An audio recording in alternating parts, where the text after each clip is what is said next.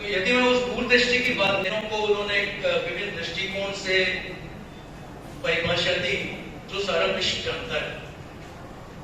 मुझे एक अजैन के दृष्टिकोण से यदि कोई बात समझ में आती है जैनों के प्रति, तो वो 5A हैं। 5A हमारे मन में हमेशा क्षमाशीलता, या जिसको हम अगर ए से जोड़े तो एपोलॉजी, हमारे मन में, हमारे मस्तिष्क में, हमारे दिल में हमेशा उसके भाव मौजूद होते हैं। ऐसा एक अजैन का दृष्टिकोण है। हम अपने आप को तो पहचानते हैं, लेकिन हमारे प्रति जो दूसरे धर्म के लोग हैं या जो अजैन हैं वो हमें किस तरह से देखते हैं, उसी बात को मैं थोड़ा आगे ले जाना चाहूंगा। हमारी आहार की जगह जैन की वो भी भिन्न है। हर तरह का आहार हम लोग नहीं लेते, ऐसा वो हमारे बारे में सोचते हैं। हम उसमें कितना खरे उतरे हैं या कितना उससे थोड़ा दूर हट रहे हैं वो एक अलग विषय है, उस पर मैं चर्चा नहीं करूंगा। इसी तरह अहिंसा, हमारी शक्ति अहिंसा है। हमारी शक्ति सबसे बड़ी अहिंसा है, वो चाहे विचार की हो चाहे कार्य की। और उसके बाद अपरिग्रह, वो हमें देखते हैं कि जैन लोग ऐसे हैं, साधन संपन्न हैं। हमारा जो जैन समाज है वो भारतीय अर्थव्यवस्था में बहुत बड़ा योगदान करता है। 24% इनकम टैक्स जैन लोग देते हैं, और संख्या में कितने हैं? 0.4%। जो डाटा अवेलेबल है, ये डाटा भी मुझे लगता है चैलेंजेबल है, मैं उस बात पे आऊंगा अभी। और सबसे अंत में जो हमें पहचाना जाता है वो पहचाना जाता है अनेकांतवाद से। तो ये 5A हो गए: अनेकांतवाद, हमारी आहारचर्या, एपोलॉजी, अहिंसा और अपरिग्रह। हमें किस दृष्टि से संसार के द्वारा देखा जाता है, और शायद उसी का परिणाम है कि भारत की अर्थव्यवस्था में हम आज की डेट में 0.4% का हिस्सा होते हुए भी 24% इनकम टैक्स हम जैन लोग देते हैं। साक्षरता में 94%, 94.1%, क्षमा कीजिएगा, से ऊपर है। अब मेरा प्रश्न ये है कि क्या ये आंकड़े, यदि हम सबसे पहले जनसंख्या की बात करें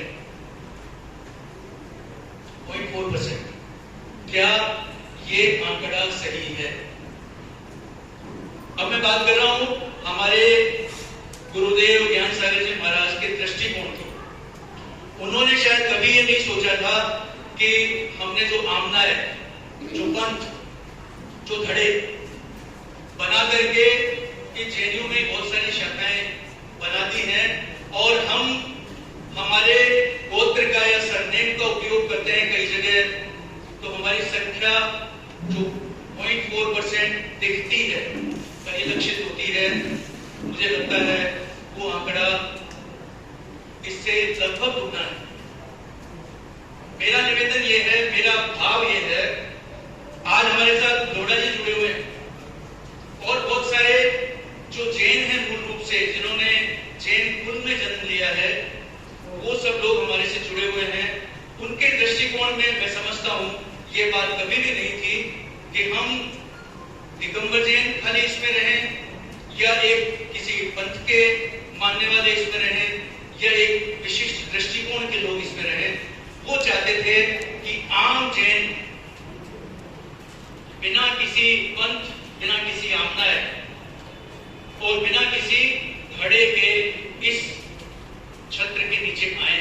और यदि हम वो उसका संकल्प ले लें कि हम कम से कम जो जनसंख्या की गणना होती है उसमें हम एक नियम ये ले लें, छोटा सा काम है, लेकिन मेरे ख्याल से हम अपने आप को बहुत अच्छे से परिलक्षित कर पाएंगे।